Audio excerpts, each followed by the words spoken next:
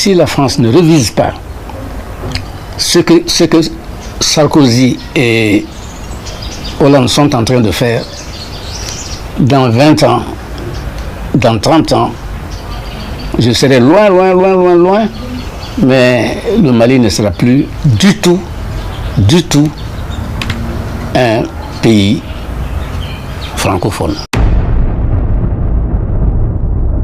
Mon point de vue personnel, c'est que l'Occident commet une erreur qu'il paiera plus tard. Cette démocratie qu'ils veulent nous imposer, faites comme nous, mais nous ne sommes pas encore vous. Nous ne sommes pas arrivés là. 60% des Maliens tournent le dos à la France. Alors qu'en janvier, 60% des Maliens tournent le dos à la France. Alors que au moment en janvier 2013, nous avions des drapeaux français un peu partout ici, à côté des drapeaux maliens. Les enfants nés pendant ce temps ont porté le nom Hollande. Il y a des milliers. Nous avons tout fait pour porter la France haut, mais la France jouait. Les dirigeants français jouaient, les policiers français jouaient avec nous. Le Drian a dit, les Touaregs sont nos amis. Il dit oui. Ensuite, Le Drian a dit il y a quelque temps, les Maliens devraient se souvenir. Mais est-ce qu'ils se souviennent, lui? Les tombeaux des tirailleurs qui sont à Paris, qui sont un peu partout en France, ce n'est pas des Touaregs, ce n'est pas des gens du Nord, c'est des Koulibaly, des Diarra, des Traoré, des Ndiaye, des Gueye, etc. Il oublie. Est-ce que lui, il a de la mémoire? Est-ce qu'il y pense? Lui, comme Alain Juppé a dit, dès le début de la guerre, oh, les Touaregs ont marqué des points, il faut négocier. Quelque chose de préparé à l'avance. Faites un début, nous allons les pousser à négocier. Et vous aurez ce que vous voulez. Mais nous ne sommes plus des débiles, c'est fini. Nous ne sommes pas des naïfs, c'est fini. Nous ne sommes pas des infantiles, c'est fini. C'est fini, nous savons. Si le MNLA, c'est la France qui est derrière le MNLA, pas la France, les politiciens français, les Le Drian, les Alain Juppé, tout ça, ce sont eux qui sont derrière le MNLA. Il y a des écrivains français qui sont avec nous, avec le peuple. Tel qu'un certain M. Boucher, j'ai lu ses écrits. Je ne le connais pas. Je ne le connais pas. Mais lui, c'est un Français. Les autres, c'est quoi? C'est des politiciens. Ils vont venir, ils vont laisser la France et le peuple malien. Leur jeu est connu. Leur jeu est clair pour nous. Nous savons, mais qu'ils continuent. Ils auront peut-être une bataille. Parce que nous sommes faibles maintenant, nous n'avons pratiquement pas d'armée. Un général français a dit que l'armée malienne qu'ils ont trouvée est une armée déstructurée, démotivée, sous-équipée et minée par la corruption. Nous n'avons pas d'armée. Mais c'est une affaire d'un temps. Nous avons tout le temps, notre peuple a tout le temps pour se réarmer, pour se préparer et pour combattre. Combattre, c'est notre habitude. Nous savons ce que c'est combattre. Nous ne sommes pas nés d'aujourd'hui. Le peuple malien n'est pas un peuple fabriqué par la colonisation. Mais non. Nous sommes conscients de ce que nous sommes. On ne peut pas nous vaincre parce que nous sommes faibles aujourd'hui. On ne peut pas nous vaincre éternellement. Ce n'est pas possible. Ce n'est pas possible. Ils auront un temps. Mais la vérité a tout le temps. Nous ne sommes pas nés avec la colonisation. Des peuplades qu'on rassemble et on leur dit, vous vous appelez un tel. Non. Nous, ce n'est pas ça. Nous, ce n'est pas ça. Ils se trompent. Ce qu'ils font là, on les voit. On les sent. Mais on ne leur pardonnera jamais d'avoir brisé l'amitié entre le peuple français et nous. On leur pardonne. C'est pour cela que Le Drian, je le cite tout le temps. Je le cite tout le temps. Qu'est-ce que Hollande a à nous envoyer quelqu'un qui ne connaît pas l'Afrique, qui ne cherche pas à le connaître et qui, au fond, n'a aucune considération pour l'Afrique? Pourquoi? C'est lui qui va arranger les choses avec ses phrases. C'est tout ce que j'ai à dire. Qu'on nous piétine, comme M. Le Drian, Sarkozy, Alain Juppé et Hollande sont en train de le faire? Non. Non. Ils ne réussiront pas. Ils réussiront aujourd'hui, parce que nous sommes très faibles aujourd'hui. Mais demain, comme dit le poète, demain appartient à qui? Demain appartient à Dieu. À Bamako, même aujourd'hui, ce n'est pas toutes les familles qui ont 3 repas par jour. Mais pas du tout. Nous avons la faim. Nous avons les épidémies. Nous avons l'analphabétisme à combattre. À combattre. Avant d'être comme vous, avant de penser, avant de crier, avant d'insulter, c'est bon, bien. Nous avons 80 ou 90 radios libres, c'est bien. Ça vous fait plaisir. Nous avons des journaux qui écrivent comme on écrit chez vous, qui malmènent comme on malmène chez vous. C'est bien, vous êtes contents, nous vous ressemblons. Mais au fond, ce n'est pas du tout ça, l'Afrique. Vous vous trompez. Et vous vous trompez encore une fois. Mais ça vous fait plaisir. Tu vois qu'au Mali, aujourd'hui, les journaux, aujourd'hui, on dit ce que l'on veut. Aujourd'hui, il y a ci, il y a ça, c'est bien. Mais vous faites un tort au continent. Vous faites un tort à nos peuples. Ils s'en rendront compte plus tard et vous n'y gagnerez pas. C'est mon point de vue. Vous n'y gagnerez pas. Nous avons une autre forme, nous avons des combats à mener. Je vous l'ai dit, je vous ai cité nos adversaires. La faim, l'analphabétisme, les épidémies. Nous avons des ennemis à vaincre.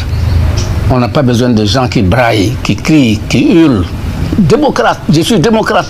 Bon, on parle d'uranium, on parle d'or, on parle de pétrole, on parle de fer, mais un petit village de l'Ouest, Faléa, est sur un plateau d'uranium. Un plateau d'uranium. Et le pétrole, il n'y a pas que dans le nord, au Mali. À 15 km de Bamako, il y a le gaz. À Kati. Creuse le gaz, tu trouves du pétrole. Mais si c'était ça, ils ont des amis parmi nous. Nous sommes des amis de la France. Nous ne sommes pas... si nous allons ailleurs, c'est parce que la France nous a rejetés d'une manière ou d'une autre. Qu'elle nous a combattus d'une manière ou d'une autre. C'est celle qui nous conduit ailleurs. C'est par sa politique que nous allons ailleurs. C'est pas pour autre chose. Je vous ai parlé du pétrole, de l'or, de l'uranium, du gaz de schiste. C'est la zone. Je vous ai parlé de tout ça. C'est que je ne comprends pas. Avec le gouvernement malien, ils auraient pu les avoir. Mais non, ils n'ont plus confiance parce qu'ils sont peut-être blancs. Ils ne sont pas nègres comme nous. C'est ça. Or, il y a des nègres là-bas. Ils se trompent. Aujourd'hui, d'après le statisticien dont je vous ai parlé, les Maliens ont le cœur pour les États-Unis et la Chine. Pas la France. Moi, j'ai conduit la première délégation du Mali en Chine en août 1961. J'ai connu tous les grands dirigeants chinois. Je suis allé 34 fois en Chine. Si je suis en vie, si ma santé me le permet, au printemps prochain, j'y suis invité. Tous les 2 ans, je suis invité en Chine. La Chine est disposée à faire ce que nous voulons. Ce que nous voulons. Quand, en 2006, il y a eu la conférence sino-africaine, j'ai un vieux camarade en Chine qui était de la garde rapprochée de Mao Tse-tung. Quand j'arrive en Chine, je ne lui téléphone pas. C'est lui qui me découvre. En 2006, j'étais là-bas, il m'a dit, il faut dire aux chefs d'État africains, si tu as des amis parmi eux, nous avons beaucoup d'argent. Nous ne savons même pas que faire. S'ils demandent quelque chose, il faut qu'ils tapent très haut et très fort. J'ai rigolé. Et il a souri comme vous après.